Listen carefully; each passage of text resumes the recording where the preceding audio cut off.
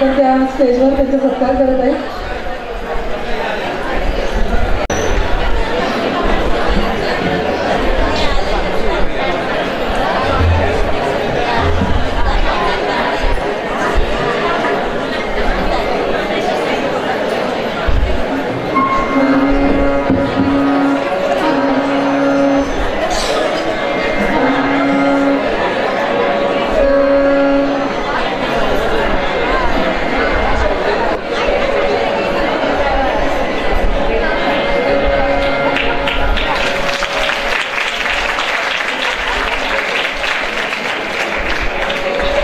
नऊवारी साडी त्यांनी शिवून आणलेली आहे आणि त्यांनी सांगितलं की 16 प्रकारच्या साड्या ते शिवून देतात. समृद्धी काष्टक असं त्यांचं दुकानाचं नाव आहे.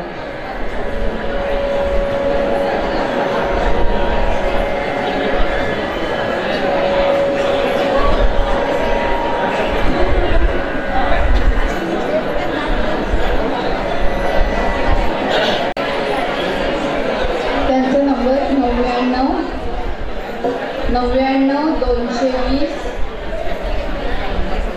99 220 33 999 आणि 94 220 36 999. खूप खूप धन्यवाद क्षीरसागर काकू.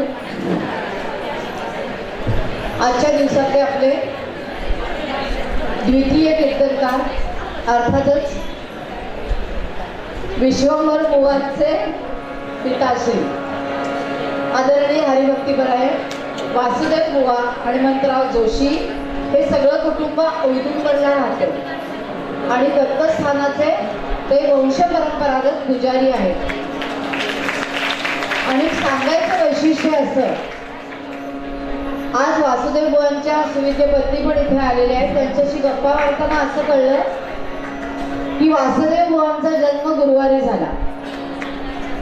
आता त्या तर आधी माहेरच्या तिकडे नगर बारामती तिकडच्या आहे, पण त्यांचाही जन्म गुरुवारीच झाला. आणि 3 मुलं आहेत त्यांना. सगळी वची बाराखडी आहे. वासुदेव, वैष्णवी, वरद, विभव आणि विश्वंभर. आणि वरद, विभव, विश्वंभर यांचा जन्म नैसर्गिक प्रसूतीने झाला असून सुद्धा 3ही मुलं गुरुवारीच जन्मली. टाळ्या वाजवा.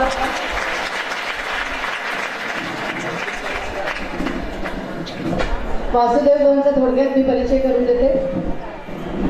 लहानपणी वयाच्या 8व्या वर्षी आजोबांनी कीर्तन शिकवून कीर्तनाला उभं केलं. त्यानंतर 1985 साली नारद मंदिर पुणे इथे 1 महिना कीर्तन वर्ग केला. त्यामध्ये द्वितीय क्रमांक प्राप्त झाला. कीर्तन सूर्य वैकुंठवासी हरिभक्तीपरायण दत्तदास बुवा भाग नृसिंहवाडी यांच्याकडे 24 वर्ष कीर्तनाचे शिक्षण घेतले. ब्रह्मीभूत परमपूजनीय विद्याशंकर भारती स्वामी श्रीमद जगद्गुरु शंकराचार्य करवीर पीठ पूर्वाश्रमीचे हरिभक्तीपरायण रामचंद्र बुवा कराडकर यांच्याकडेही कीर्तनाचे शिक्षण घेतले. औदुंबर येथील न्याय वेदांताचार्य विद्वान वेदशास्त्र संपन्न व्यंकटरमण शास्त्री दीक्षित यांच्याकडे संस्कृतचं अध्ययन व त्यांचं आध्यात्मिक मोलाचं मार्गदर्शन घेतलेलं आहे. तसेच हरिभक्तीपरायण आनंद घाणेकर पुणे, हरिभक्तीपरायण शरद भाऊ हसूरकर कोल्हापूर, वेदशास्त्र संपन्न हरिभक्तीपरायण नारायण शास्त्री गोडबोले जमखंडी आणि हरिभक्तीपरायण आनंद बुवा जोशी डोंबिवली अशा अनेक कीर्तनकारांचं त्यांना मार्गदर्शन लाभलेलं आहे. महाभारतावर सलग 12 तास कीर्तन करण्याचा विक्रम आजच्या वासुदेव बुवांनी केलेला आहे. 2012 साली औदुंबर येथे संपन्न झालेल्या शृंगेरी पीठ कीर्तन संमेलनात संयोजन समितीचे अध्यक्ष म्हणून त्यांनी काम पाहिले. 16 व 17 जून 2018 साली नृसिंहवाडी येथे परमपूजनीय संभाजीराव भिडे गुरुजी यांच्या मार्गदर्शनाखाली 400 कीर्तनकारांचे यशस्वी संमेलन त्यांनी भरवलेले आहे. सांगली आकाशवाणीवर अनेक कीर्तन प्रसारित झाली आहेत. कीर्तनातून व्यसनमुक्त समाजाचा प्रयत्न करत आहे आणि तसंच हे कार्य पुढे अधिक प्रमाणात करण्याचा मानस आहे. श्री शिवप्रतिष्ठान हिंदुस्थानचे कार्य परमपूजनीय संभाजीराव भिडे गुरुजी यांच्या मार्गदर्शनाखाली करीत आहेत. 2019 नरक चतुर्दशी या दिवसाचं कीर्तन महाराष्ट्रातील सर्व आकाशवाणी केंद्रांवरून प्रसारित झाले. त्यांना अनेक सन्मान आणि पुरस्कार मिळालेले आहेत. उज्जैनचा कीर्तन विशारद पुरस्कार, इंदोरचा कीर्तन भूषण पुरस्कार, ब्राह्मण सभा करवीरचं मानपत्र आणि जगद्गुरू शंकराचार्य करवीर पीठ यांच्या हस्ते सत्कार, सिद्धिविनायक सांस्कृतिक मंडळ कोल्हापूर.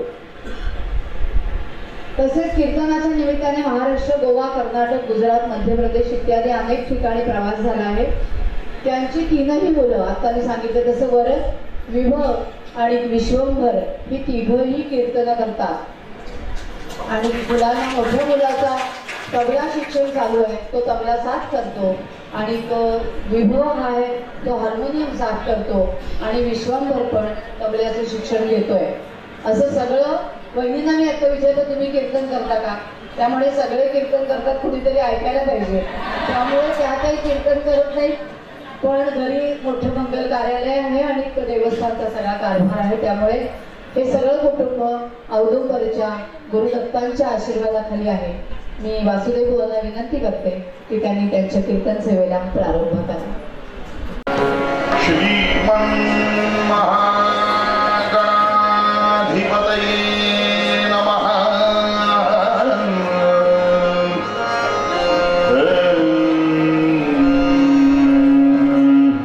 श्री सरस्वत्यै नमः. श्री गुरुभ्यो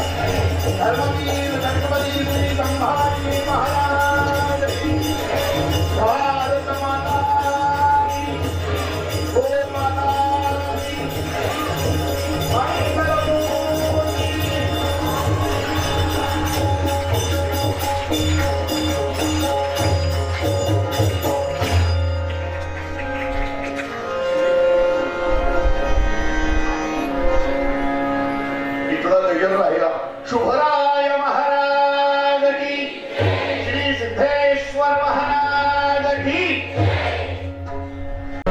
वाद्य भरपूर आहे, म्हणजे पखवाज आहे, तबला आहे, पायपेटी आहे, झांजेला दोघा आहे. नारदीय कीर्तनाला वैभव एवढं फार कमी वेळा असतं. सांप्रदायिक कीर्तनाला 2-2 पखवाजवाले, 50 टाळकरी.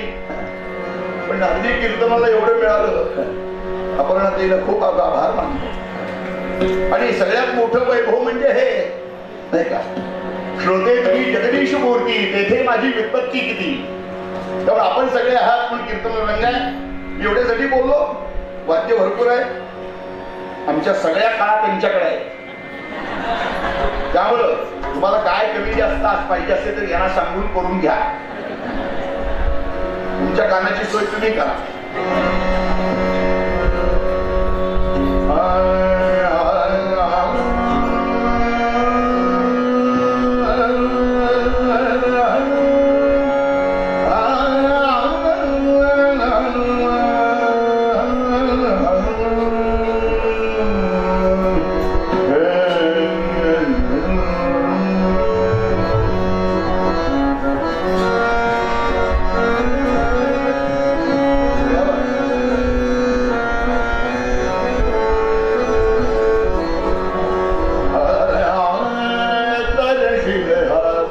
भवते कृष्ण गाई दर्शित हा भवते कृष्ण गाई दर्शित हा भवते कृष्ण गाई दर्शित हा भवते पुण्याचा संवादवा दर्शित हा भवते कृष्ण गाई दर्शित हा भवते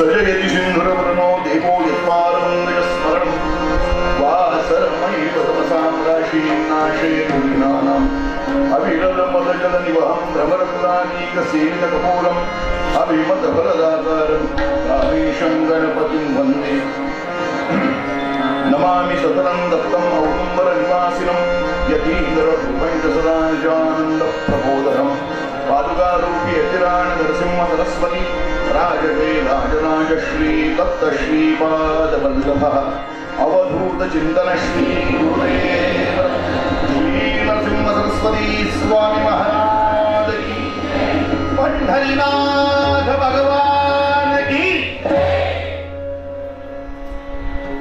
जर थोडा आणखी आवाज आला तर चालेल पंढरीनाथ भगवान की सोलापूरकरांचा आवाज फार चांगला आहे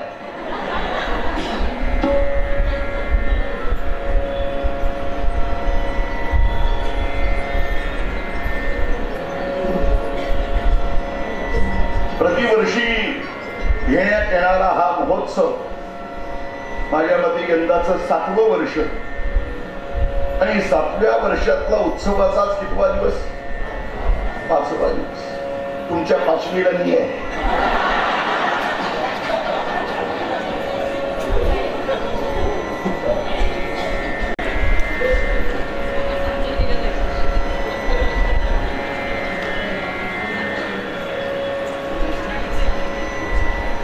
अपर्णाताईंनी अशी योजना केली आहे पिता पुत्र कीर्तन महोत्सव किंवा पिता पुत्री किंवा माता मुलगी काय असेल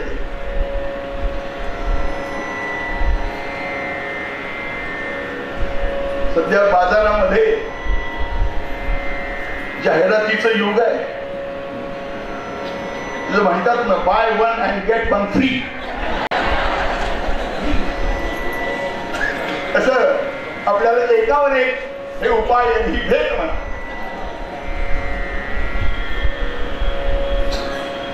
कीर्तन जरी या ठिकाणी वाचनालयाच्या वरच्या मजल्यावर इथं आयोजित केलं असलं तरी सुद्धा आपण ज्या प्रेमानं इथपर्यंत आलेला आहात,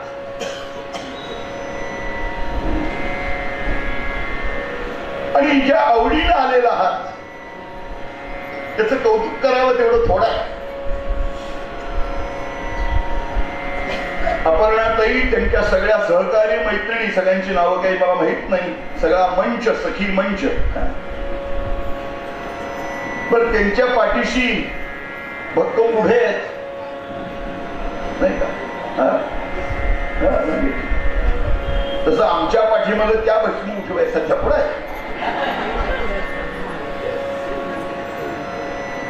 कोणीतरी पाठीशी असल्याशिवाय चालत नाही. घरातही, आपल्या गावातही, तालुक्यातही, जिल्ह्यातही आणि राज्यातही बहुतेक सहमत सगळे असतील. असो, वेळ कमी आहे. साधारणतः 8:30 पर्यंत, फार फार तर 8:40 भैरवी सहित असं सगळं योजना आहे. म्हणून पूर्णरंग थोडक्यात घेऊन चरित्रभाग आपल्या समोर ठेवायचा आहे. वास्तविक कीर्तनकारानं कीर्तनाला उभा राहताना सगुण चरित्रे परम पवित्रे सादर वर्णावी हरीची सादर वर्णावी सज्जन वंदे मनोभावे आधी बंदावी भक्ती ज्ञान विभेद गोष्टी इतरा न कराव्या ही कीर्तनाची मर्यादा सांगितलेली आणि त्याचा परिणाम म्हणून चेहरे करुणी मूर्ती ठसावी अंतरी श्री हरीची हे जर होत नसेल तर ते कीर्तन झाले.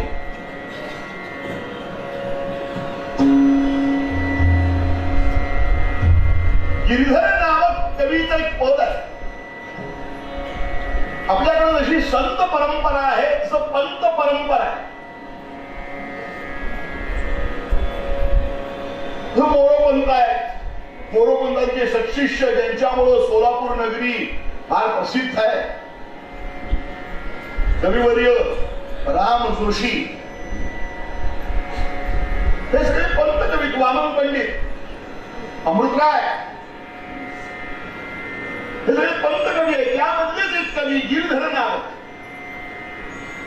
त्यांचे पद आहे. ताराशील हा भवरे कृष्ण गाई ताराशील हा भवरे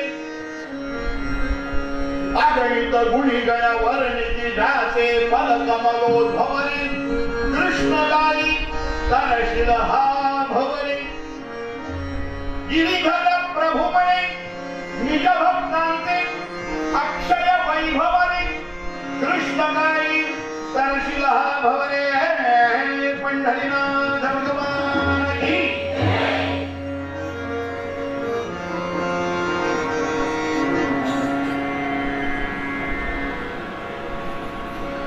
गिरधर नामक कवी सांगतायत, हा भवसागर जर तरुण जायचा असेल तर त्याला उपाय एकच, कृष्ण नाम घ्या.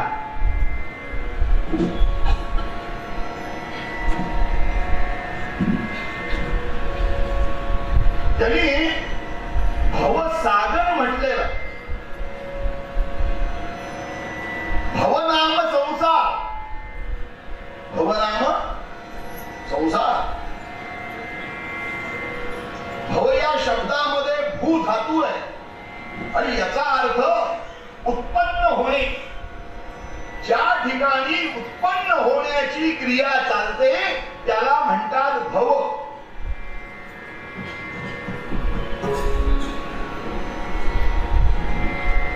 या संसारामध्ये दोनच क्रिया चाललेल्या आहेत. कोणत्या? येणे आणि जाणे. जेवढे येत आहेत तेवढे जात आहेत. तिकडं आगमन उत्सव आहे आणि तिकडं निर्याण उत्सव आहे. म्हणजे वास्तविक केल्यावर वाईट वाटत, पण कितपत प्रेम असतं याबद्दल प्रश्नचिन्ह आहे. म्हणजे तुकाराम महाराज म्हणाले, मोले घातले रणाया नाही अनाही आसू आणि माया. काही समाजामध्ये जेवढे मोठ्यांना रडतील तेवढी त्यांना चांगली गती प्राप्त होते म्हणून पैसे घेऊन रडायला बोलवतात. माहित आहे का? तुकाराम महाराजांना माहित होतं म्हणून तर लिहिलं, मोले घातले रणाया नाही आसू आणि माया. पण येणं आणि जाणं हे चाललं आहे म्हणून याला जग म्हणतात. जग या शब्दामध्ये दोन अक्षर आहेत, ज आणि ग. ज म्हणजे जन्माला येणं आणि ग म्हणजे गमन करणं. पंढरीनाथ भगवान की आला आणि गेला. संत म्हणाले, आला आला प्राणी जन्मासी आला. आला परत झाला झाला वाढला बोध झाला. केला केला व्यापही सर्व केला. पण एक दिवस गेला गेला बापुडा व्यर्थ गेला. पंढरीनाथ महाराज की जन्माला अस्ति जायते वर्धते हे देहाचे जे विकार आहे विपरिणते आणि शेवटी नश्यती सगळं होणार. आम्ही आल्यावर सगळा व्याप केला. लहानाचे मोठे झालो, शिक्षण झालं, लग्न झालं, पोरबाळा झाली, पोरांची लग्न झाली, नातवंड झाली. 1 BHK फ्लॅट घेतला तो पुरेनं म्हणून 2 BHK घेतला. प्लॉट घेतला, गाडी घेतली, बंगला घेतला, सगळं केलं, सगळा व्याप केला. एक दिवस केलेला सगळा व्याप इथंच ठेवून गेला. खरं का खोटं? मी थापा मारत नाही. थापा मारायचं कॉन्ट्रॅक्ट या दोघांच्याकडे दिलेलं आहे.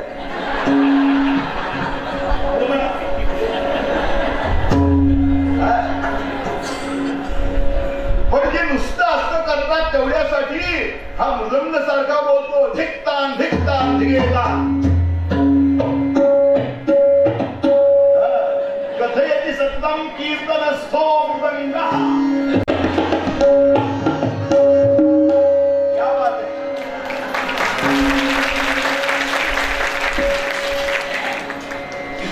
आमचे सुधीर काका तबल्याला असले आणि देव काका टायरवरला पाय पिटले असले की बघायलाच नको. म्हणजे आम्हाला घोड्याला झापड लावावी तसं कीर्तन करावं, इकडे इकडे न बघता कीर्तन करावं.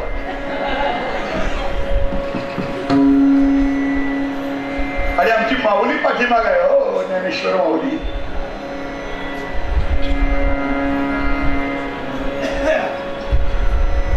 ज्यांचं जीवन असं गेलं त्यांचा धिक्कार मृदंगानं सुद्धा केला, संतांनी केला. मग असं होऊ नये. हा भवसागर तरुण गेला पाहिजे. या भवाला सागराची उपमा दिलेली आहे. याला भवसागर म्हटलेलं आहे. आता मराठी साहित्यामध्ये उपमा हा अलंकार त्या वेळेला वापरला जातो की ज्या वेळेला त्यामध्ये काहीतरी साधर्म्य म्हणजे सारखेपणा असतो. सारखेपणा असल्याशिवाय उपमा हा अलंकार वापरत नाही.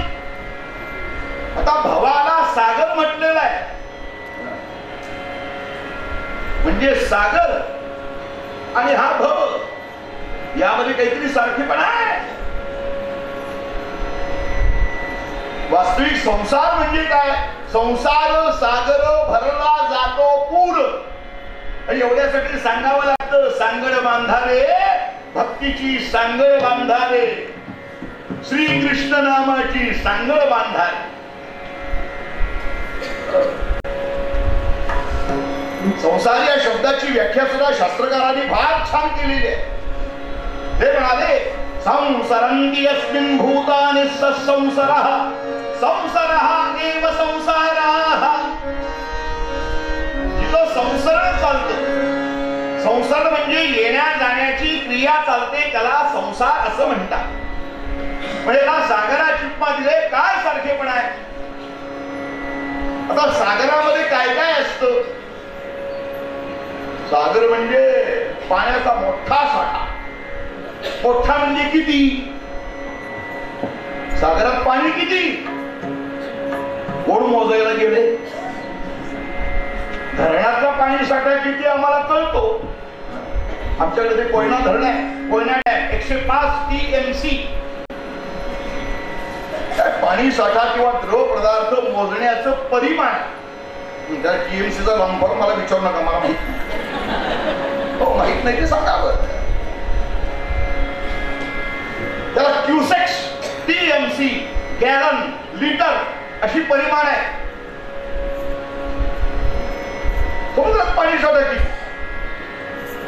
अरे समुद्रातला पाणी साठा मोजण्याचा प्रयत्न करणं म्हणजे अस्वलाच्या अंगावर असलेले केस मोजण्याचा प्रयत्न करण्यासारखं आहे.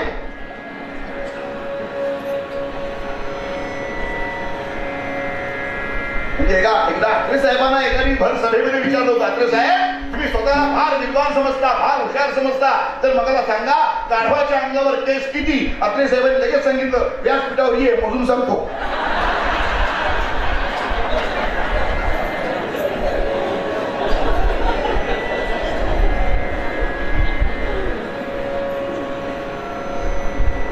समुद्राचा साध्य लागत नाही.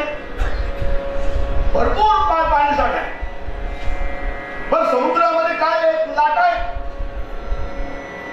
सारख्या लाटा येतात जातात. जसं आषाढी कार्तिकीला रस्त्यावर एक दिंडी गेली की दुसरी दिंडी येते, पण तिसरी येते. दिंड्या संपतच नाही. दिंडी मागे दिंडी जशी लाटे मागे लाट. लाटावर लाटा लाटावर लाटा. एक मनुष्य समुद्र काठी उभा होता. अरे का उभा आहेस. काय नाही जरा आंघोळ करायची आहे. कर ना. नाही नाही या लाटा थांबल्या की आंघोळ करतो.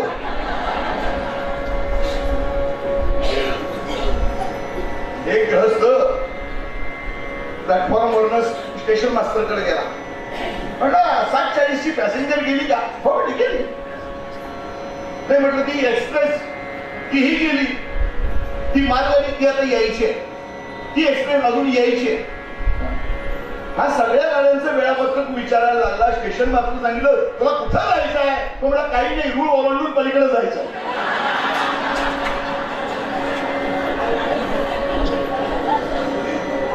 हे लाटे मागे लाटी सारखी आहे ना. भरपूर लाट आहे. भरपूर पाणी आहे. भरपूर लाट आहे. त्या समुद्रामध्ये आवर्त म्हणजे भोवरे आहे. नदीच्या पात्रामध्ये जे भोवरे असतात त्या भोवऱ्या त्याला घोळ असंही शब्द वापरतात. त्या भोवऱ्यामध्ये मनुष्य जर सापडला तर घर घर घर घर घर फिरत खाली खाली खोल खोल खोल खोलतात.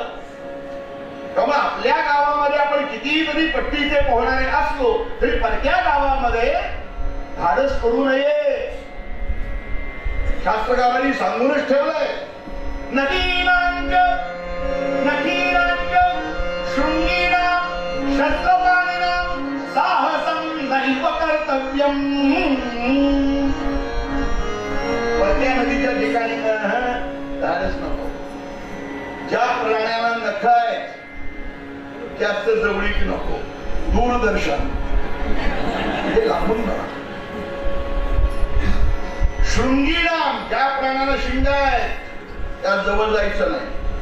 शस्त्रपाणीनाम शस्त्रधारी मनुष्य किती जवळचा असला तरी सलगी करू नये. जरा अंतर 4 हात अंतर ठेवावं. पैकी यामध्ये आवर्त म्हणजे भोवरे असतात समुद्रात. या समुद्रामध्ये प्रचंड जलचर असतात. किती जलचर आहेत समुद्रातले जीव. आपल्या शास्त्रकारांनी 84 लक्ष योनीचं विभाजन करताना, तो माझा विषय नाही आहे त्यामुळे तो सांगणार नाही, पण फक्त एवढं मला सांगायचं आहे. जलजाः 9 लक्षाणी. 9 लक्ष इतक्या प्रजाती समुद्रातल्या. आम्हाला 9 नावं सुद्धा सांगता येणार नाही.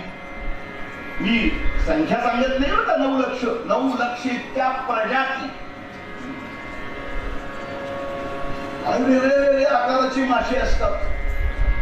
आपल्या घरात काही काही माणसं करतात ते पाण्यामध्ये मासे सोडतात आपल्या मनोरंजनासाठी, लोकांना दाखवण्यासाठी. सध्या दिखावा जास्त आहे.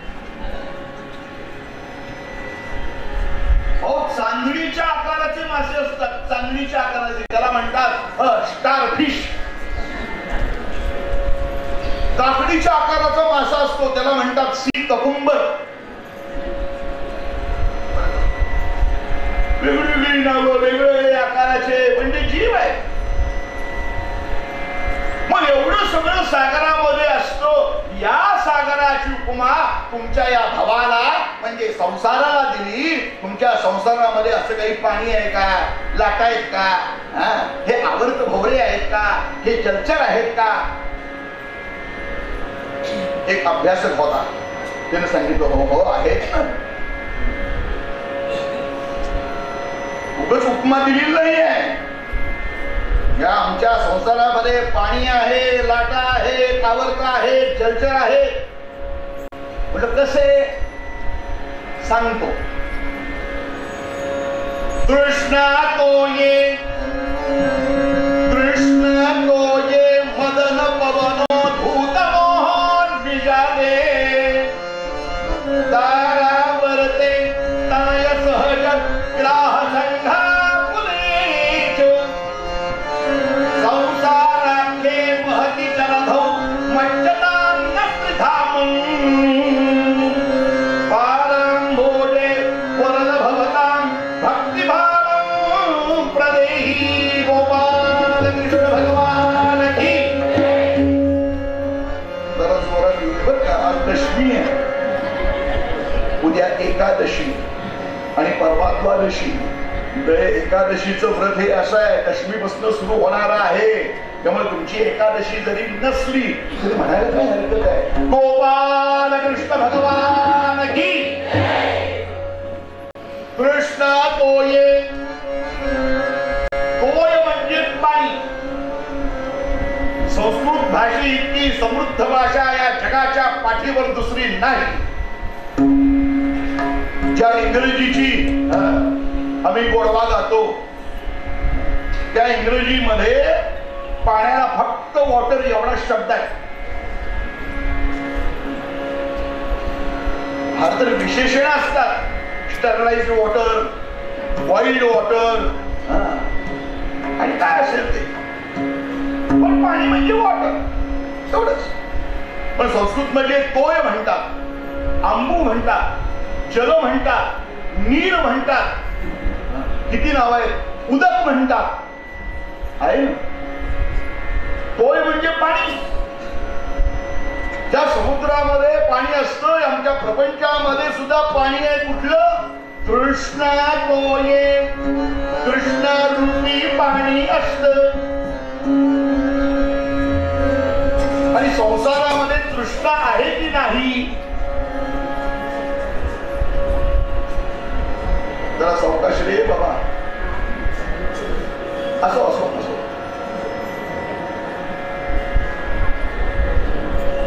असो तिकडे लक्ष देऊ नका. आता श्रोते आता अवधान दिसे.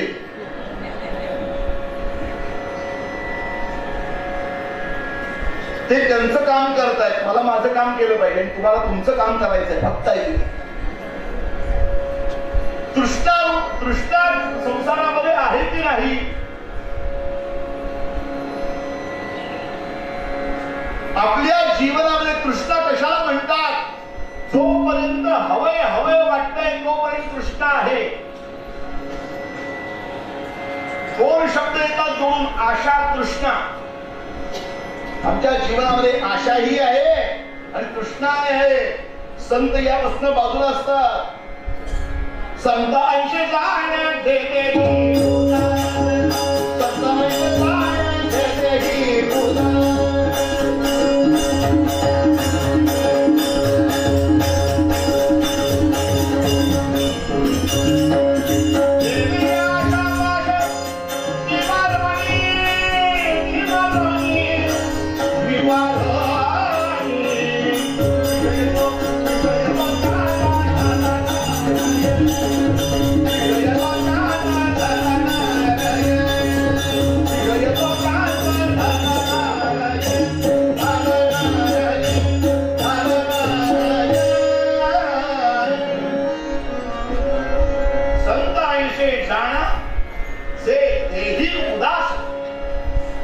केले अशा पाश निवारण विषय तो त्यांचा झाला नारायण नावळे धन जन माता पिता. आमच्या सर्वसामान्य माणसांच्या जीवनामध्ये आशा तृष्णा कधी न सरल्या असं होतं. वास्तविक प्रपंचामध्ये काही मिळवायचं आहे. आपल्या पूर्वासुरींनी सांगितलंय अजरामर्वत प्राज्ञो विद्यामर्थंच साधये गृहीतेव केशेषु मृत्यूनाम धर्ममाचरे. आपण अजर अमर आहोत असं समजावं आणि आपल्या जीवनामध्ये विद्या आणि धन मिळवावं. धन पाहिजे, पैसा पाहिजे. जर ते नसेल तर, इन्कम नसेल तर कम इन नाही. बघा, इन्कम असेल तर कम इन गो आउट. कोणी विचारत नाही. समर्थांनी अशा गृहस्थाश्रमाचा धिक्कार केलाय. तसे अंधराया नसे मांधराया नसे धामला धुरचाया निलाया तसे अन्न खाया नसे रम्यजाया वृथा क्षीण संसार करिती लढाया. जय जय रघुवीर. सगळ्यांचा आवाज जय जय रघुवीर.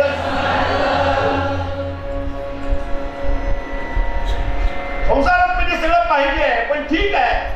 आता तुमचा प्रपंच झाला, मुलं करती सवरती झाली, त्यांना नोकरी लागली, त्यांची लग्न झाली, त्या सुस्थितीत आहे. आता तरी प्रपंचातनं बाहेर पडून अशा महोत्सवाला उपस्थित राहायला काय हरकत आहे? भगवंताचं नाम घ्यायला काय हरकत आहे? पण माणसांचं वय वाढतं, तृष्णा कमी होत नाही, गात्र शिथिल होता. गात्रा आणि शिथिला यंते तृष्णैका तरुणै सह. गात्र शिथिल होतात आणि तृष्णा तरुण होत जाते.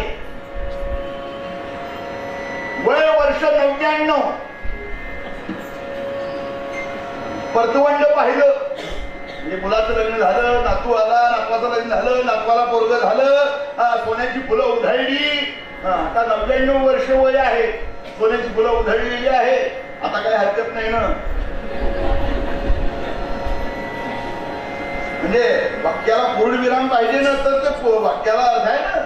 जीवनाला सुद्धा पूर्ण विराम पाहिजे. संतांना वाटलं असं आता निश्चिंतीने पावलो विसावा. विसावा पाहिजे ना. पण माणसं 99व्या वर्षी सुद्धा 99 वर्षाच्या करारानं जागा भाड्याने घेतात.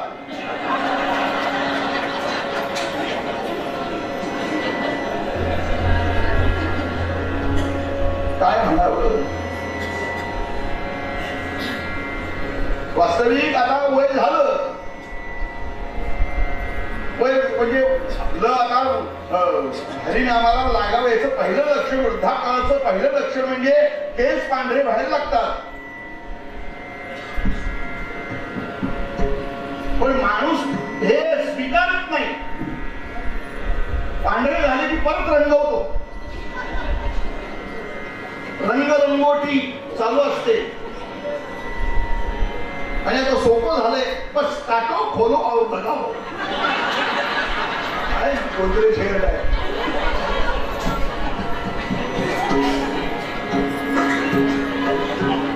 काही काहींचे डोकं बघितलं म्हणजे तिरंगा असतो. तिरंगा म्हणजे जे आधी पांढरे केस असतात ते काळे केले जातात, पण काळे केलेले कायम काळे राहत नाही. हे हळूहळू पांढरे होत असताना मध्येच तांबूस होतात. म्हणजे त्या डोक्यावर पांढरेही दिसत असतात, म्हणजे थोडे काळेही दिसत असतात आणि तांबूसही दिसत असतात. गंगा यमुना सरस्वती.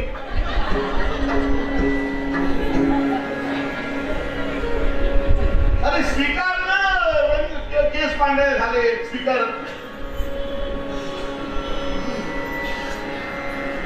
शरीराकडनं सूचना मिळते, पहिली नोटीस आहे ती. हेच पांढरे झाले म्हणजे दुसरी नोटीस, दात पडायला लागतात. त्या दाताला शब्द आहे द्विज. जसं ब्राह्मणाला द्विज म्हणतात, म्हणजे त्याला उपनयनानंतर दुसरा जन्म होतो म्हणून त्याला द्विज म्हणतात. तसं दाताला सुद्धा द्विज म्हणतात, कारण पहिले पडतात आणि दुसरे येतात.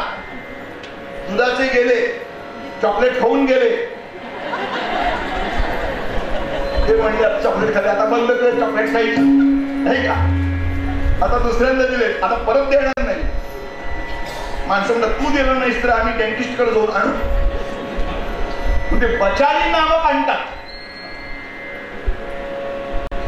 बघा किती सोस असतो. वास्तविक पचन संस्था कमकुवत झाली आहे याचं तर लक्षण आहे. आता कठीण पदार्थ जास्त खाऊ नका, तुमच्या पचन संस्थेला ते सोसायचे नाही. दिवाळीला चकली नाही, पण काही काही माणसं ती मिक्सरवर काढून खातात, पण खातात.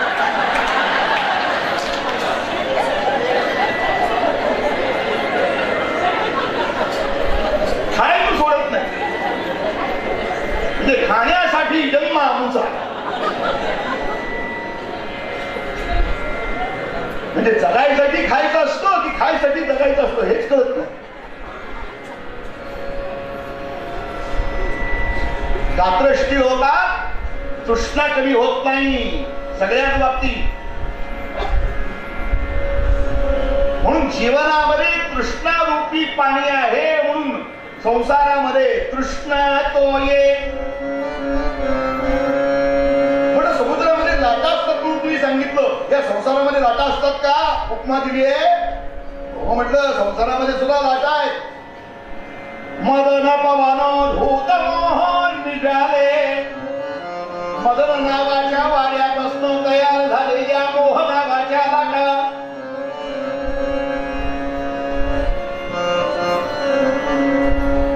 किती मोह असतो संतांच्या जीवनामध्ये. काही नाही, मी कुणाचाच नाही आहे, मी फक्त भगवंताचा आहे. नाही कुणाचा मी, नाही कुणाचा, नाही कुणाचा, नाही कुणाचा, नाही कुणाचा, नाही कुणाचा. बारीक वाचवा, इथं वाचन वाजवायला पाहिजे, तिथं वाजवायचं, तिथं बारीक बारीक. नाही कुणाचा, नाही कुणाचा, नाही कुणाचा, नाही कुणाचा मी, नाही कुणाचा मी, नाही मोहमणी, नाही मोहमणी, आली उनी रंजनी, आली उनी रंजनी, आलमी उनी रंजनी. नाचत गुरु भजनी, नाचत गुरु भजनी, नाचत गुरु भजनी, नाचत गुरु भजनी,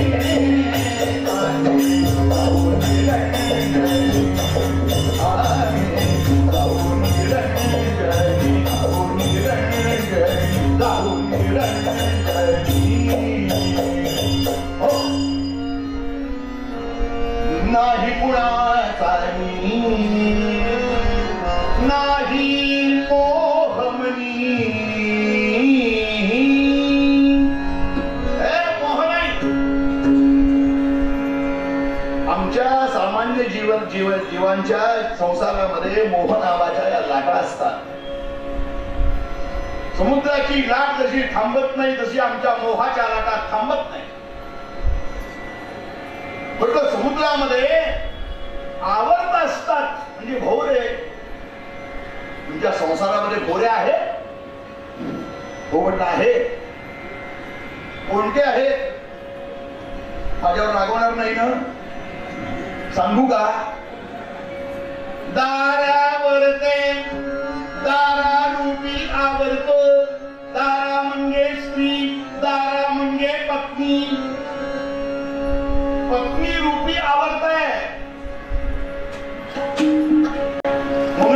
घुटमळतो, ते पिंगा घालतात ना.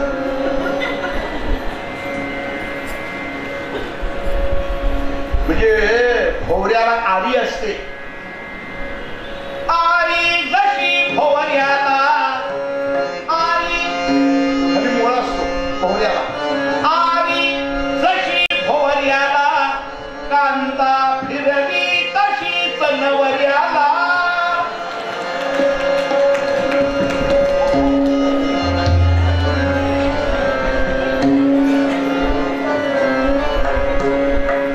मंडळी म्हणलं तुम्ही एकटे फिरू नका, मी येते. आरी जशी भोवऱ्याला, कांदा फिरवी तशीच नवऱ्याला, लाज जशी हवऱ्याला, लावी तसे शेण पाणी कवऱ्याला.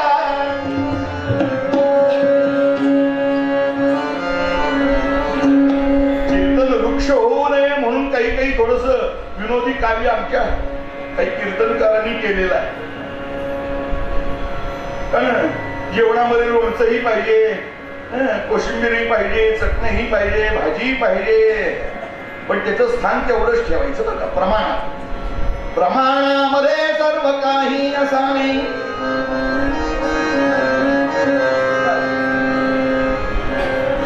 ते दारारूपी आवडत आहे. अहो ऐकलं का, हे परवलीचे शब्द आहे. साखर संपले साखर आणा, गुळ संपलाय गुळ आणा, रवा संपलाय रवा आणा, पोहे संपले पोहे आणा, तांदूळ संपले तांदूळ आणा. गाठी संपतच नाही. हा आणा मागा लागला असतो, हा आपला चक्रा मारतोय.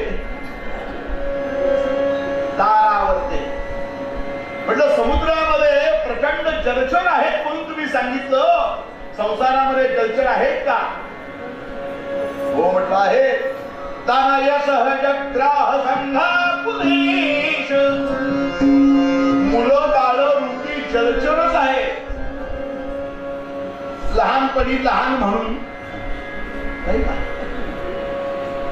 2 दिवसावर कीर्तन आहे, लस्सी कशाला प्यायची? आता काय करायचं? मी सांगते रे नका बाबा, आवाज बसतो त्यानं पिणा त्या.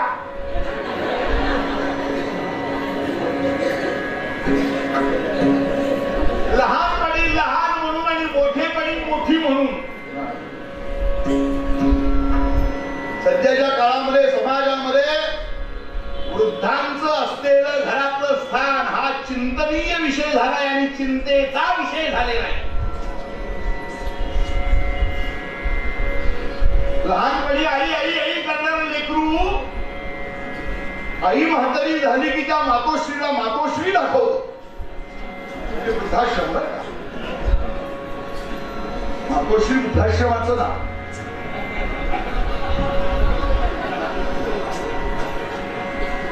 असो जास्त नाही बोलत.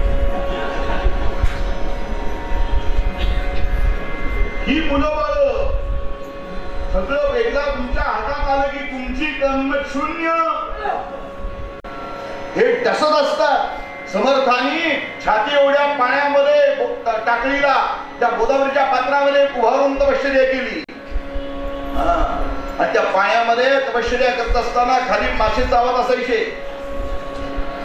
जर कधी नदीच्या पाण्यामध्ये पाय सोडून कधी बसला असला तर आपल्या लक्षात येईल मासे खाल्लं चावतात. शहरात मॉल मध्ये एवढ्यासाठी 50 रुपये मोजतात पाय स्वच्छ करण्यासाठी. माहितीये का, मॉल मध्ये असं पाण्याचं एक हे असतं काचीची पेटी, त्यामध्ये मासे सोडलेले असतात. त्यामध्ये आपण पाय सोडायचे. ते मासे काय करतात, सगळं काय पायाला असलं माती मळ सगळं काढून खाऊन टाकतात आणि पाय स्वच्छ होतात. माणसं थोडेसे 50 रुपये मोजतात. समर्थांनी वशिले केली तपा करी तटा करी तसती मत्स्य त्या कळतणी. श्लोक माहीत असतं तरी म्हणायचं नाही, एवढं आम्हाला पाहिजे तेवढं. तसं ती मत्स्य त्या कळतणी असे लावायचे. तसं ही मुलं बाळ रूपी आपल्याला प्रपंचामध्ये संसारामध्ये तसंच असतात. त्यामुळं सागराची उपमा या संसाराला दिलेली आहे. म्हणून याला भवसागर म्हटलेलं आहे. हे असं सगळं भयानक काम आहे हो. मग या भवसागरातनं जर तरुण जायचं असेल तर उपाय काय? तेवढे उपाय एकच, हर्षित हा भवाने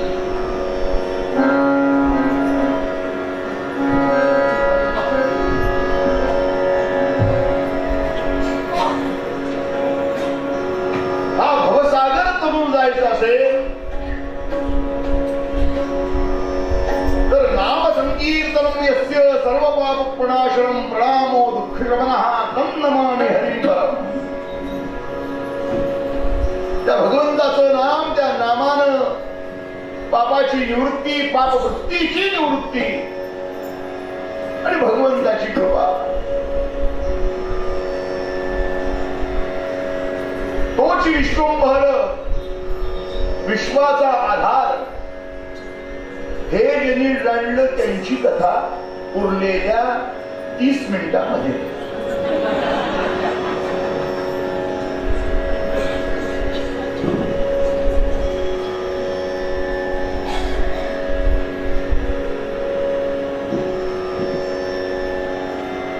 कपट नशिबी वनवास आला, वनात गेले. बरोबर हस्तिनापुरातली ही माणसं गेली, त्यांच्या पोटाची परवड व्हायला लागली. पाहून धर्मराजानं तपश्चर्या केली, भगवान सूर्यनारायणच्याकडनं थाळी मिळवली आणि त्या थाळीच्या योगानं पाहिजे ते पदार्थ वनामध्ये त्या पांडवांना बरोबरच्या गेलेल्या लोकांना मिळायला लागले. आणि ही बातमी दुर्योधनाला कळाली. अरे सत्तेत नाही आहेत तरी सुद्धा आनंदात आहेत, बघवत नाही.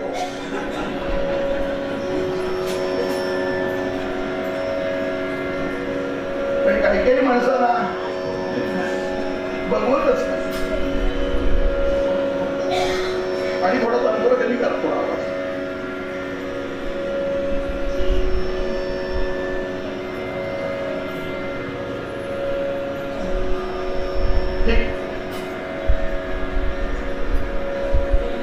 काय करावं असा विचार करता करता या दुर्योधनाच्या मामांनी सल्ला दिला.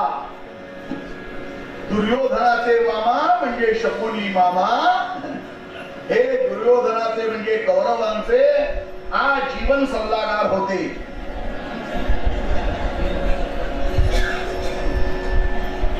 आणि या शकुनी मामानी जे सल्ले दिले त्या सल्ल्यानं कौरव पार गार झालेले. सल्लागार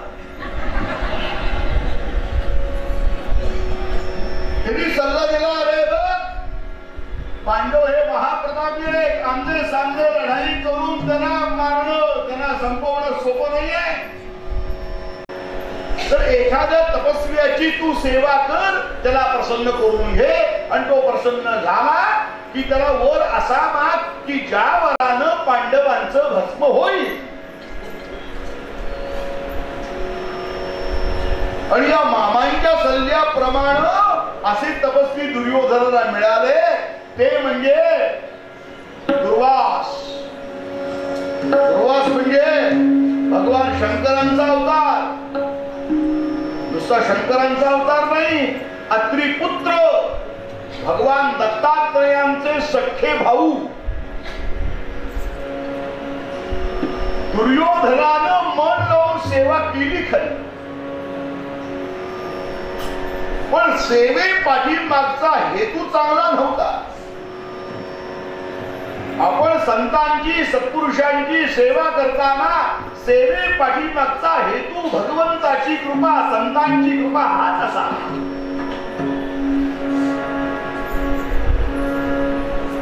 पण खरतर सेवा केली आणि एक दिवस दुर्वास प्रसन्न झाले आणि या दुर्योधनाला म्हणाले, वरम ब्रूहि या वाक्य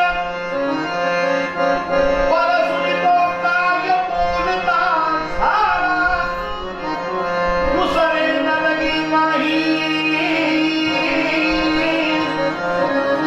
वनवासी खळाग धर्माला. वरम ब्रूहि प्रसन्नोस्मी दुर्योधना, काय पाहिजे ते मान. अरे केवढी मोठी संधी आलेली होती. एखाद्या अष्टसिद्धीपैकी सिद्धी जरी मागितली असती तरी दुर्वासाने दुर्योधनाला दिली असती. पण दुर्जनांची बुद्धी कधीही सरळ नाही. काय ते संस्कृत तरी सुभाषित आहे बघा, नलिका गतमपि पुच्छम न भवती सरलम. एक प्रयत्नवादी होता, तो म्हणजे हात पाय मोडल्यावर प्लॅस्टर मध्ये घातल्यावर हात पाय सरळ होत नाहीत का. हात मोडला, प्लॅस्टर घातलं, हात सरळ होतो 21 दिवसानंतर. काय हरकत आहे, कुत्र्याची शेपूट सरळ करायचीच. कुत्र्याची शेपूट वाकडी असते की नाही बघितलंय ना. म्हणजे कुठल्याही भारतातल्या कुठल्याही कुत्रे शिकावे, जगातल्या कुठल्याही कुत्रे शिकले तो मला सरळ झालीच पाहिजे. माणसाचे हातपाय वाकडे होतात, कष्टमध्ये हातपाय सरळ होतात, कुत्र्याची का होत नाही. म्हणून त्यानं आपला प्रयोग केला, एक लोखंडी नळी घेतली, त्यामुळे कुत्र्याची शेपूट घातली, पूर्ण प्लॅस्टर केलं 21 दिवस. आणि मग परत कॅमेरेवाल्यानं बोलवलं, हा क्लोज क्लोज क्लोज. आता मी बँडेज काढतोय, कस्टम पॅरिस काढतोय, आता नळी काढून घेणार. आणि आता हे शेपटी सरळ झालेली सगळ्या जगाला क्लिप केली पाहिजे व्हॉट्सअपवर. कस्टम पॅरिस काढलं, बँडेज काढलं आणि ती नळी काढल्या बरोबर जैसे थे नलिका गतमपि पुच्छम न भवती सरळं. ते शेपूट कधी सरळ व्हायचं नाही, तसं दुष्टांची बुद्धी कधीही सरळ व्हायची नाही. तो म्हणला बाकी काही नको. वनामध्ये जा, गंगेच्या काठी पांडव, धर्मराज, भीम, अर्जुन, नकुल, सहदेव, द्रौपदी सहित तिथं राहतात. त्यांच्याकडे जावा मध्यरात्रीच्या वेळेला आणि त्यांना जेवायला मागा. दुर्वासाने कळलं अरे दुर्योधना डोकं ठिकाणावर आहे का? वनामध्ये राहणारी मंडळी मला रात्रीच्या वेळेला जेवायला कसं वाढू शकतील? मग नाही म्हणतील ते. तुम्ही नाही म्हणजे तुम्ही मागावं आणि त्यांनी नाही म्हणावं. मग इतके दिवस माझ्या मुक्कामामध्ये मला जो कमांडरू दाखवत होता दुर्योधना नाही सेवाची शाप देऊन भस्म करून टाकीन, तो कमांडरू होता त्यांच्या पांडवांच्या अंगावर आणि शापून भस्म करून टाका. मग दुर्वासांच्या लक्षात आलं अरे अरे रे चांडाळानं या देशानं माझी सेवा केली ती पांडवांचं भस्म वळवण्यासाठी आणि दुसरं काहीतरी मग तुझ्या कल्याणाचं ना दुसरे न लगे काही मला दुसरं काही नको हेच पाहिजे. नाही राग झाला आणि दुर्वास निघाले. मध्यरात्रीच्या वेळेला द्वैतवनात पांडवांच्या वनात झोपडी समोर पोहोचले. एवढ्या हस्तिनापुरात म्हणजे दिल्लीतनं निघाले आणि त्या वनात पोहोचले. हे कसं काय? चरित्रभाग संपायचं म्हणजे पोचायला नको का? आणि बुवाला कोणालाही कुठेही पोहोचवता येतं तेवढा अधिकार बुवाला आहे. गेले वनामध्ये आणि गर्जना केली. पार्वती पदे हर हर गर्जना कुणी कुठले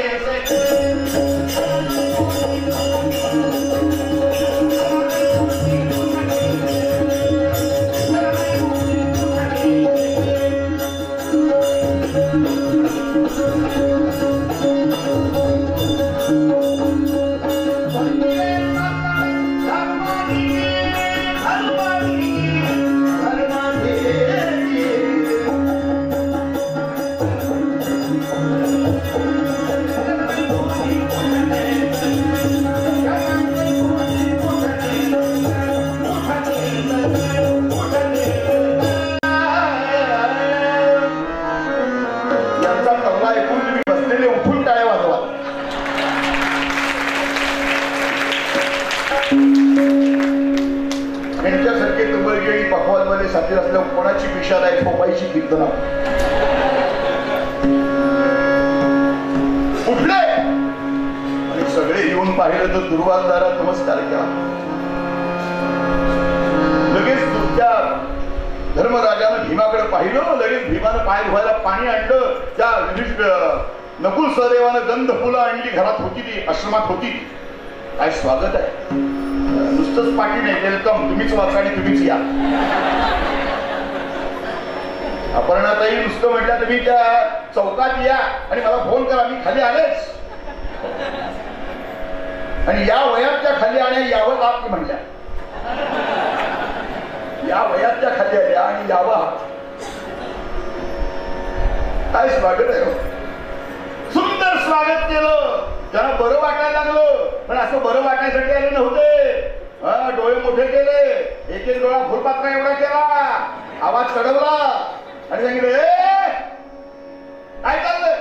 म्हटलं महाराज आपल्या पालखी तयारी. पाणी गंध फुलं. पाणी गंध पोटात मंद आणि कपाळाला गंध पाहिजे कशाला. भूक लागले आणि आम्हाला तर जेवायला पाहिजे आणि साधं पिठलं भात नाही चालायचं. पंचपक्वान्नाचं जेवण पाहिजे. दिलंच तर ठीक, नाही तेव्हा पांडवांचं भस्म करून टाकीन मी. करावं काय. जी सूर्य थाळी मिळालेली होती तिचा उपयोग फक्त सूर्योदयापासून सूर्यास्तापर्यंत, आता थाळीचा उपयोग नाही, सगळे गप्पा आहे.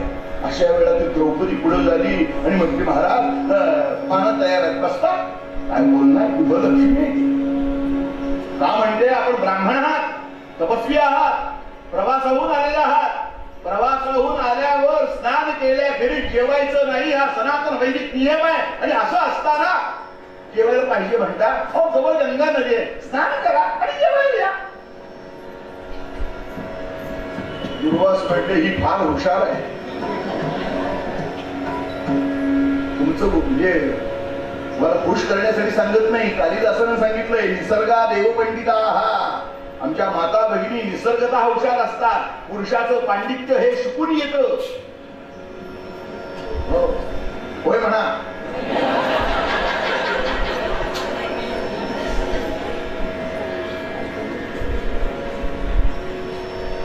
स्नान करून या. म्हणजे आत्ताच म्हणजे पुढे ढकललं, पण एवढ्याला भागायचं नाही. चटकन येतो म्हणजे स्नानाला तिथं, आंघोळीला तिथं, अंग पुसायला इथं येतो. आणि एवढ्या वेळात जर मिळालं नाही तर शापून भक्त करून टाकली पांडवांचं. मिळालं नाही तर न बघूया. दुर्वास मुनी बरोबर 1 नाही 2 नाही 5,000 शिष्य परिवार होता. आणि सगळे स्नानाला गंगेवर गेले. आणि धर्मराज, भीम, अर्जुन, नकुल, सहदेव सगळे या द्रौपदीकडे पाहत आहेत. द्रौपदी आश्रमामध्ये धान्याचा कण नाही, पाण्याचा थेंब नाही, सूर्य थाळीचा आता उपयोग नाही. आणि अशा वेळेला या दुर्वास मुनी आणि शिष्याला जेवायला वाढीत म्हणून बोललीस, बाई कशाच्या बळावर कशाच्या जोरावर बोललीस तू? कशाच्या बळावर कशाच्या जोरावर वाटल्यावर त्या द्रौपदीच्या डोळ्यामध्ये टचकन पाणी आलं. नाथ प्रभो, मी कशाच्या बळावर कशाच्या जोरावर बोलले सर? तू बोलण्यापासून करूनच दाखवते ना. हात पाय धुवून तुळशी वृंदावनापाशी गेले. हस्तपाद वृक्षालोनी, हस्तपाद वृक्षालोनी उभी ठेवी वृंदावनी.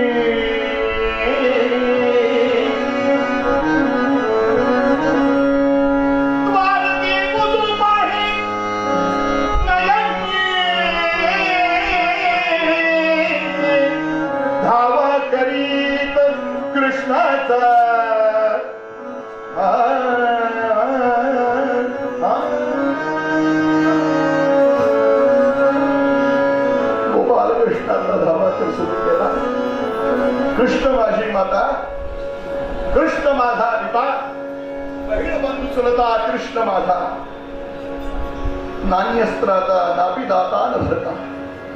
मी स्वयं महाराज म्हणाले, तत्तो देव त्वं शरण्यो कहता. हे जसं आहे माता रामो मत पिता रामचंद्र, स्वामी रामो मत्स्था रामचंद्र, सर्वस्वं मे रामचंद्रो दयालुर, नान्यं जाने ऐव जाने न जानने. एका रामाशिवाय काही जाणत नाही, तसं मी एका कृष्णाशिवाय काही जाणत नाही. कृष्णाचा धावा केला. धावत येई सखाय सुजाया, धावत येई सखाय सुजाया, धावत येई सखाय सुजाया, धावत येई सखाय सुजाया.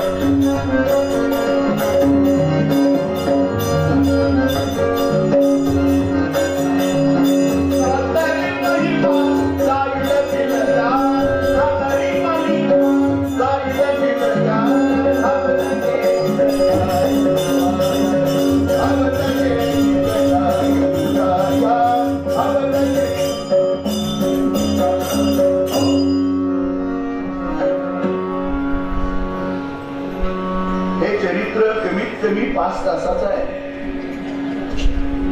पण मी 10 मिनिटात बरोबर संपवणार नाही. पण उद्या श्रोते यायला पाहिजे. काय आपण त्यांनी ओवळ बोलवले 9 शिवाय सोडतच नाही, अशी तक्रारी नको. तर तेव्हा भगवान गोपाल कृष्णांचा धावा केला. स्मर्तृगामी आहेत. सर्वगामी सोहता मुद्धता भवसंकटा ये रे स्मरका दर्शन देणारे असे भगवान. वास्तविक थोडा वेळ झाला होता. तुमच्या मोरोपंतांनी या नुसत्या मुद्द्यावर 25 आर्या लिहिलेल्या आहेत.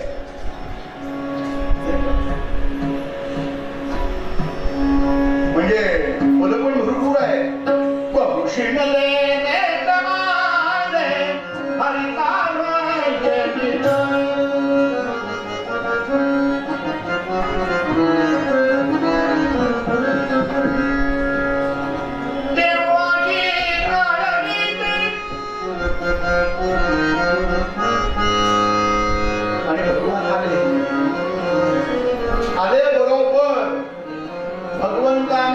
भगवंताला सगळ्यांनी गराणा घातला. बघा शिष्य लेकरांनी सांगितलं समर्थांना शिष्याने गराणा घातला. तस या भक्तांनी या पांडवांनी कृष्णाला गराणा घातला. आणि सगळे आता काहीतरी अवघा मिळून सांगणार एवढ्यात भगवंतांनी सगळ्यांना थांबवलं. येताची दीनबंधू येताची दीनबंधू प्रतिकळविते नमुनी आतीते पण भगवान म्हणे भुकेलो सखी वाढ मला असोची आधीते. तुमचं गाणं ऐकायचे आहे. आधी भूक लागले आधी काहीतरी खायला द्या. सगळे आ करून भगवंताकडे बघायला लागले. इथं खायला काही नाही म्हणून तुम्हाला बोलवलं. तुमचं मागणं म्हणजे एका दिवशीच्या घरी शिवरात्र पाहुणी. मला तर द्यायचं काय? तुमच्याकडे सूर्य थाळी आहे ना त्याचा आता उपयोग नाही. अरे आणा तरी बघू. ती सूर्य थाळी आणली. सूर्य थाळी म्हणजे ती काय चायना डिश नव्हती बरं. वान सूर्यनारायण दिल्ली सुवर्ण सत्त सोन्याची थाळी होती. ती थाळी आणली आणि भगवान थाळी बघायला लागले. आणि थाळी बघता बघता बघता बघता त्या थाळीच्या बाजूला एका कडेला एक भाजीचं पान लागलेलं. ते लागलं भगवंताच्या हाताला. गोपाल कृष्ण म्हणतात द्रौपदी घरात काही नाही म्हणतीस हे भाजीचं पान आहे ना. कृष्णा या एका भाजीच्या पानानं पोट भरेल तर खा. द्रौपदी असं खाणार नाही बरं. हातावर पाणी घे आणि संकल्प सोड की एका भाजीच्या पानानं या विश्वाला व्यापून उरलेला परमात्मा तृप्त हो. असा संकल्प सोडून भाजीचं पान दे. तो संकल्प सोडला. भगवंताच्या हातावरती भाजीचं पान दिलं. त्याने ते ग्रंथ केलं आणि तृप्तीचा ढेकर दिला. आता भगवान तृप्त आहेत म्हटल्यावर संसारातले इतर जीव अतृप्त राहतील का? ते दुर्वास मुनी आणि शिष्य जे स्नानाला गेले होते सगळ्यांचीच पोटं लागली गच्च गच्च व्हायला. सगळी भरल्यासारखीच वाटायला लागली. त्या शिष्यांची एकमेकात चर्चा सुरू झाली. गोविंद शास्त्री म्हटलं काय गुरुजींनी सांगितलंय खरं जेवायला जा येतो म्हणून. पण आता पोट अगदी गच्च गच्च वाटतंय. ते म्हणजे तुमचं गच्च वाटतंय आमच्या पोटामध्ये गुडगुडतंय. उदरम गुरगुरा येते बाबा. आता सांगितलंय ना अशी चर्चा सुरू झाली. तिकडे भगवंतांनी 2 लीला केल्या. पहिली लीला भगवंतांनी या सूर्य थाळीकडं आपल्या सूर्य नेत्रांनी पाहिलं.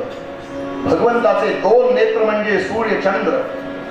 जातश्चक्षो सूर्यो अजायता.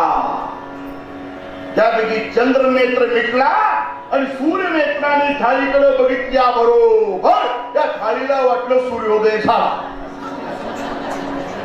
आणि सूर्योदय झाल्यावर मग काय विचार नाही का राशीच्या राशी तयार झाल्या. भीमानं गळ्यात उपरणं होतं ते काढून कमरेला बांधलं. येऊ देत दुर्वास. हारा भरून सगळं अन्न आहे.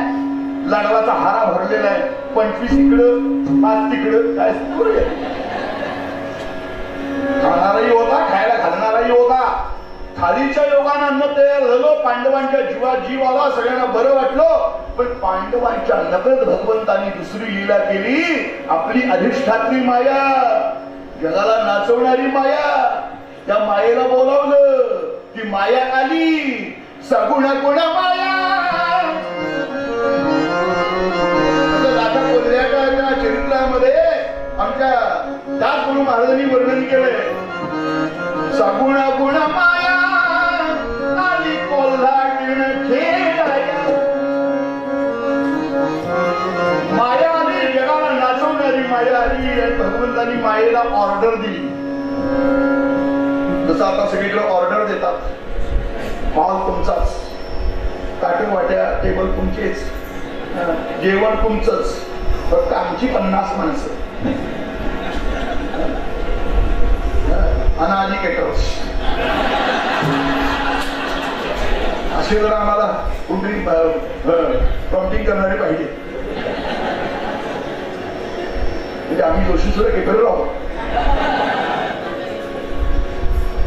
असं ती माया आली आणि मायेला सांगितलं की त्या गंगेच्या काठी वाळवंटामध्ये सुंदर मंडप उभा करा, त्याला रोषणाई करा. मायेच्या योगानं पांडव, मायेच्या योगानं वाढपी, मायेच्या योगानं आचारी, मायेच्या योगानं अन्न, एवढं सगळं करून या दुर्वासनी आणि शिष्याना जेवायला घाला आणि झोपवा, एवढं कॉन्ट्रॅक्ट करून तुमच्याकडे. झालं काय?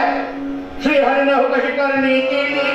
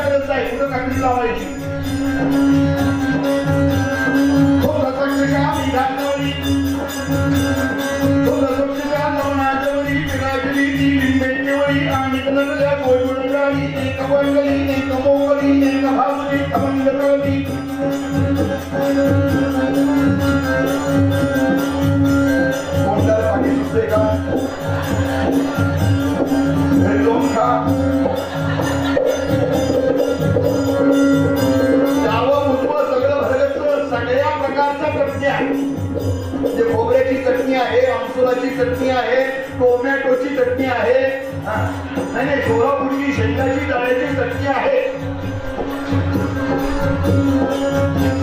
सगळ्या प्रकारच्या चटण्या, सगळ्या प्रकारच्या कोशिंबिरी, सगळ्या प्रकारच्या भाज्या, सुक्या भाज्या, पातळ भाज्या, सगळ्या प्रकारचे भात.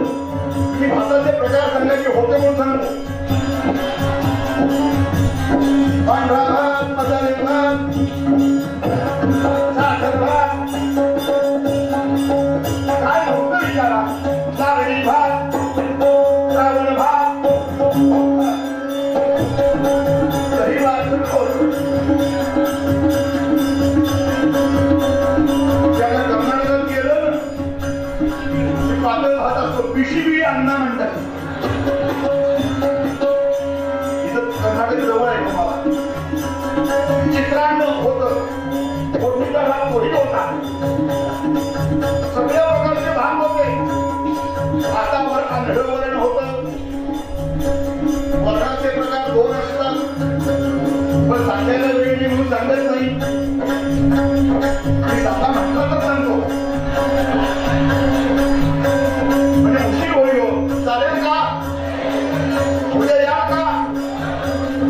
त्यातलं संख्याने यार का माझी इच्छा काय सांगू का अगदी म्हणजे इथं माणसं भरली पाहिजे बुवाच्या आजवर बुवाला एका पायावर ओढून कीर्तन करावं लागलं तरी चालेल पण एवढ्या संख्येने या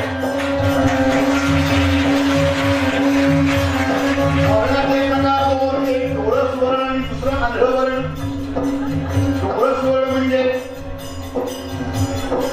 आधी आंधळं सांगतो आंधळं वर्ण म्हणजे आंधळा मनुष्य जसा एखाद्या ठिकाणी बसवेल त्या ठिकाणी बसतो जागा सोडत नाही तसे वरण हाताची जागा सोडत नाही हातावरच बसतं त्याला आंधळं वरण म्हणतात आणि डोळं म्हणजे हो हो हो हो कोयना ध्यान करा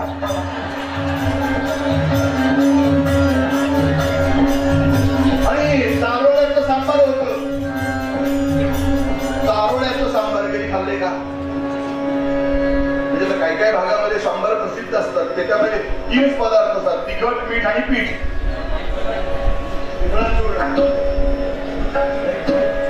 म्हणजे आमचे गुरुजी कराडप्रभू सांगायचे एक उत्तरेतला ब्राह्मण पंढरपूरला दर्शनासाठी आला होता एका घरामध्ये जेवायची व्यवस्था होती म्हणून त्या घरामध्ये गेला आणि ते असं जातीवंत सांबार होतं त्या घरामध्ये भगवती माता प्रसन्न होती त्या सांबारावर म्हणजे लक्षात आलं का तिखट जाळ होतं मौली याच्या लक्षात आलं नाही त्याला वाटलं हे काहीतरी गोड पदार्थ असं लाल तवंग आला होता तिखटाचा त्याला वाटलं गोड पदार्थ आहे मी वाटी उचलली आणि त्याने तोंडाला लावल्या बरोबर ते कराडप्रभू वर्णन करायचे त्यानं ते तोंडाला वाटी लावल्या बरोबर त्याच्या डोळस प्रदेशातनं गंगा यमुना निघाल्या आणि त्या डोळस प्रदेशातनं निघालेल्या गंगा यमुना गंग प्रदेशातनं वाहत वाहत येऊन नाशिक क्षेत्री येऊन मुखसमुद्राला मिळाल्या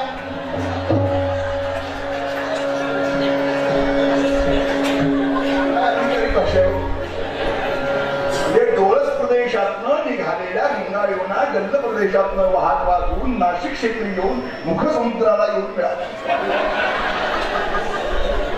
त्या माऊलीने विचारलं वारे वा घरच्यांची आठवण येते का सांबार खात्यावर घरी कोण कोण असतं तांब्यावर पाणी प्याला आणि जरा औंढा म्हणून सांगितला घरात कोण कोण असतो यातनं वाचलं तर 3 नाहीतर 2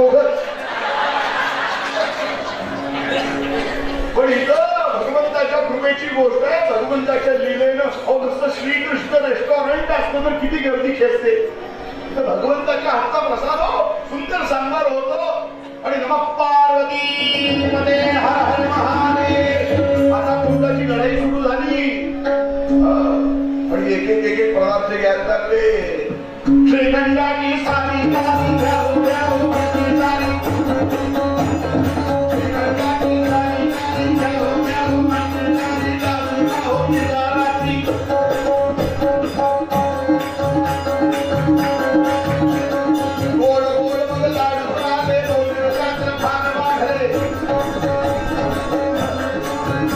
सगळ्या प्रकारचे लाडू होते मी लाडवाचं नाव घ्या मी होतो म्हणून नाव सांगायचं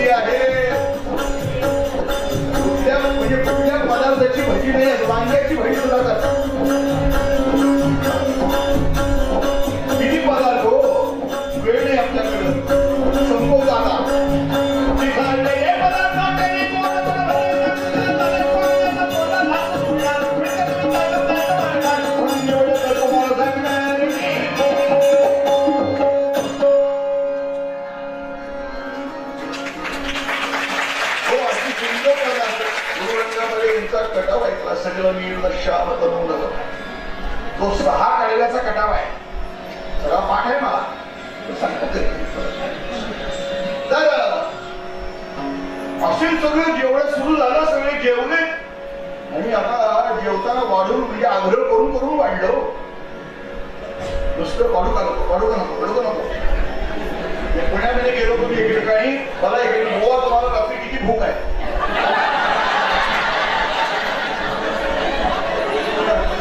सांगितलं काय हरकत नाही सांगलं नाही किती भूक आहे म्हणजे काय सांगावं हे तुमच्या चवीवर अवलंबून आहे किती खायचं हे आज जेवले वाटणारे आग्रह करून वाटत घ्या श्रीखंड घ्या हे श्रीखंड हो तरी मलईदार चक्का आहे त्यात योग्य प्रमाणात साखर घातलेली आहे त्यामध्ये सगळे ड्रायफ्रूट घातलेले आहेत काय कमी आहे केशर घातलेलं आहे होऊन बघा असं म्हणतो थोडं वाट त्याला मारताना शेजारच्या पानावर डाव झाडला त्याने हातावरच पडला ते बघितलं खाल्लं सगळं पातेलं ओपून घेतलं आणि खायला लागलं त्यानंतर आला जिलबी वाला जिलबी खा जिलबी हो पुढ्या बघा तरी ही जिलबी कशी आहे लोणकडी तुपामध्ये तळलेली आहे केशरी पाकामध्ये खोडलेली आहे ही काय 15 ऑगस्टची जिलबी आहे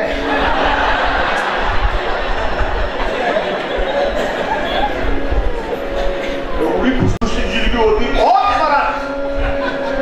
म्हणजे पूर्वीच्या काळामध्ये माझ्या लहानपणी ताट भरून जिलबी संपवणारे महाभाग पाहिलेले आहेत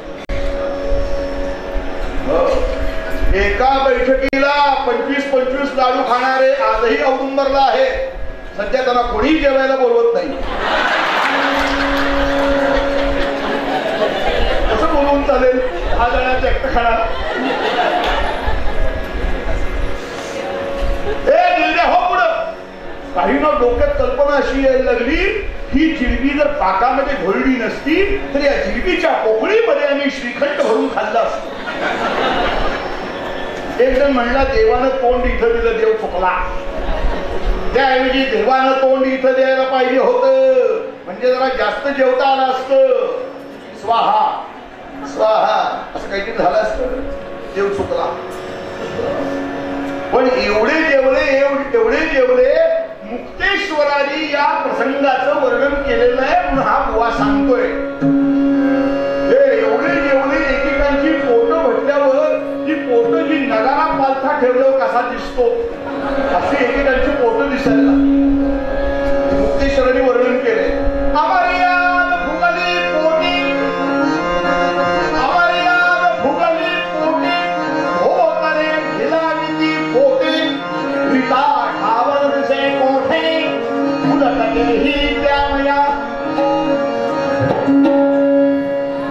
धोतरवाल्यांनी कनवटी सैल केल्या म्हणजे धोतरवाल्यांना जास्त जेवायला जरा परवानगी आहे पॅन्टवाल्यांना फार तो हुकापत येतो जेवताना पंचा किंवा धोतर असावं अशी पोट भुगली तिने कनवटी सैल केल्या एकाला तरी वाटायला लागलं सगळं प्रकरण बाहेर पडणार हा कंठ जेवले होते तोंडात बोट घातलं तरी पोटाला श्रीखंड लागायला लागले त्याला वाटतं सगळं म्हणजे बाहेर पडणार पण त्याच्या पानामध्ये वडा पडलेला होता वडा त्याने तो वडा घेतला आणि ताटाच्या पाठीमध्ये ठेवून दिला पण याचा परिणाम असा झाला वरचा श्वास वर खालचा श्वास खाली तो लागला गुदमरायला लागला ते भीमानं पाहिलं मायेच्या योगानं तयार झालेला भीम अरे हा असं का करायला लागलाय त्याच्या लक्षात आलं एकूण प्रकार ती जवळ एक संधीची पळी पडली होती ती त्यानं पळी घेतली आणि त्या तोंडात घातली असं खूपच त्याने वडा बाहेर काढला आणि त्या वड्याला छिद्र पडलं ते कायमच त्यावेळेपासून उदीड वडा नावाचा पदार्थ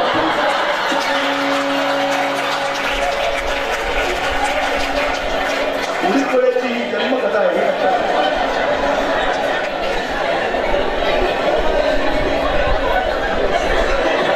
सगळ्यात येऊन उठले त्याने पाहिलं नुसते हात फेरपेट नाही सगळे अंगावर फेरपेट सांडले सगळ्यांना बसायला चौरंग दिला आणि सगळ्यांना गंगा खाली समोर घेऊन मूळ शब्द घंगावलंय भ्रंशाने घंगाळलं ते पाणी सगळं ओतून त्यांना स्नान घातलं नवी मस्त दिली पदार्थ करायला त्या आंघोळी म्हणजे म्हशी धुतात ना तसंच धुतलं सगळ्यांना धुतलं नवीन वस्त्र प्रधान करायला दिली आणि सुवासिनी शिष्य म्हणले ते आता श्रीखंडातला जायफळ नावाचा पदार्थ फार परिणाम करायला लागलेला आहे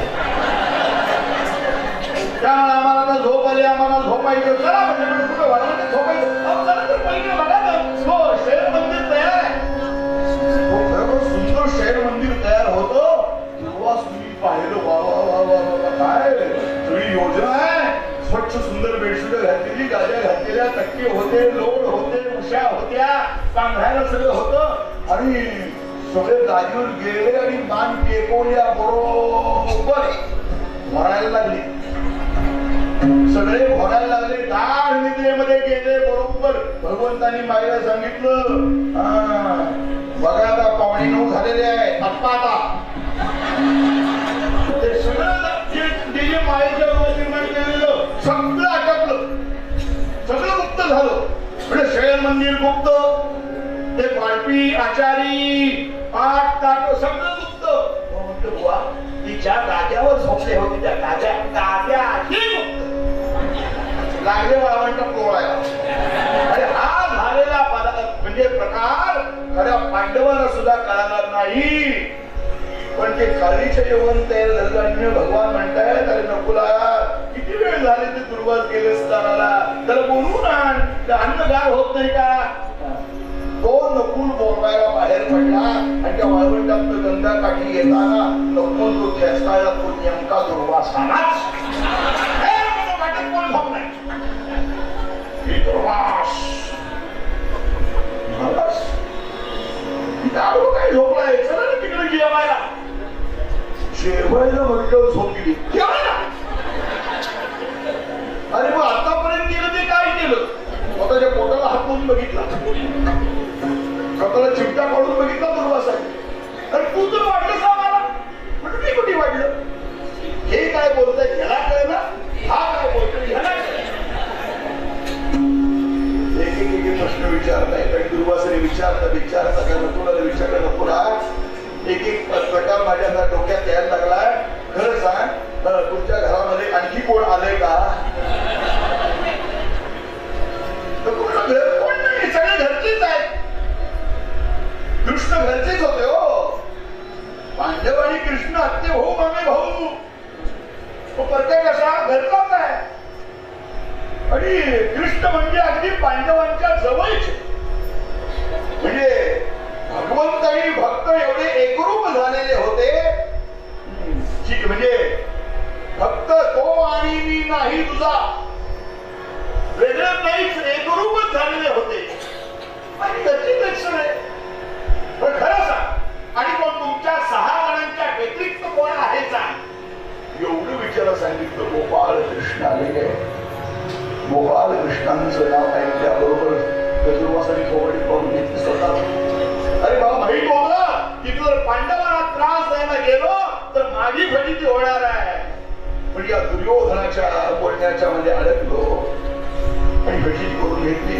पण जेवायला येताना बाबा तुमचं जेवण नको आणि काही नको तुम्हाला पांडवांचं पोट कल्याण हो आणि श्रीकृष्ण कृपा तुमच्यावर आहे याचा सखा हरी त्यावरी विश्वकृपा करी तुम्ही हा भवसागर काय तुमचा अधिकार फार मोठा आहे आणि होता बरं का अधिकार असा या धर्म भीम अर्जुन नकुल सहदेव काय अधिकार होता धर्म विवर्धन युधिष्ठिर कीर्तनेन पापं प्रणश्यति कृपोदर कीर्तनेन शत्रुर्विनश्यति धनञ्जय कीर्तनेन मातृसुतौ दभयतान् न भवन्ति रोगाः असं वर्णन केलेलं आहे असं पांडवांचं महात्म्य आहे त्या पांडवांना विचारलं बाबांनो तुम्ही हा या संकटातून तोडून गेलात नाही भवसागर तोडून गेला त्याचं कारण काय ते म्हणजे एकच भगवान गोपाळ कृष्णाचं नाव तुम्हाला जर तरुण जायचं असेल तर एकच घ्या करा म्हणा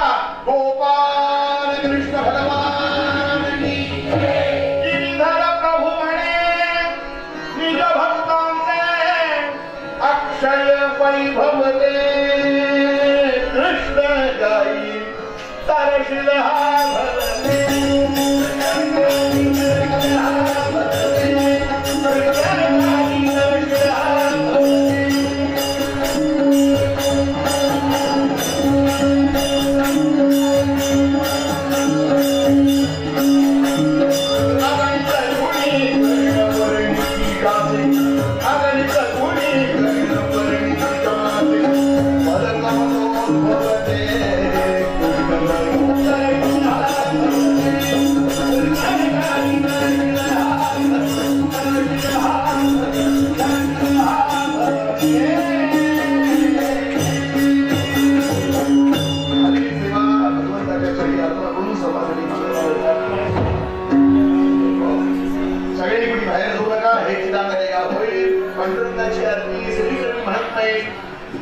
तुळशी मला आषाढी करते दोनच तरी म्हणूया चरणी हाती राहू